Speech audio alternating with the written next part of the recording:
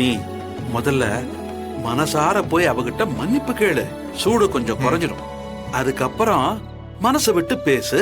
உன் தரப்பு என்னன்னு சொல்லு. அவ என்ன சொன்னாலும் அத எந்த குறுக்கீடும் இல்லாம அமைதியா கேளு. இங்க பாரு, சும்மா குறுக்க போய் அதுக்கெல்லாம் விளக்கம் சொல்லிட்டு இருந்தான்னு வையேன், மறுபடியும் பிரச்சனை தான் வரும். டேய், அப்படி அவங்க கிட்ட பேசும்போது தான்டா அவங்க மனசுல இருக்கிற கோபத்தோட அளவு நமக்கு தெரியும். அவங்க மனசுல இருக்கிற காயத்தோட ஆழமும் நமக்கு தெரியும். என்ன, அத தெரிஞ்சுக்க பாரு. அப்பா நீங்க கிரேட்பா, செம ஐடியா கொடுத்தீங்க. அப்பா ரொம்ப நன்றிப்பா. டேய், பேசி பிரச்சனையை முடிச்சுட்டு எங்கிட்ட சொல்லு. அதை விட்டுட்டு இவங்கிட்ட எல்லாம் ஐடியா கேட்டேன்னு வையேன், பிரச்சனை இன்னும் பெருசாயிடும்.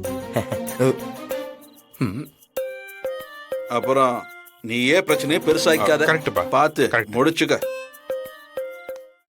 இன்றே டவுன்லோட் செய்து உங்கள் ஃபேவரட் ஷோக்களை என்ஜாய் பண்ணுங்க.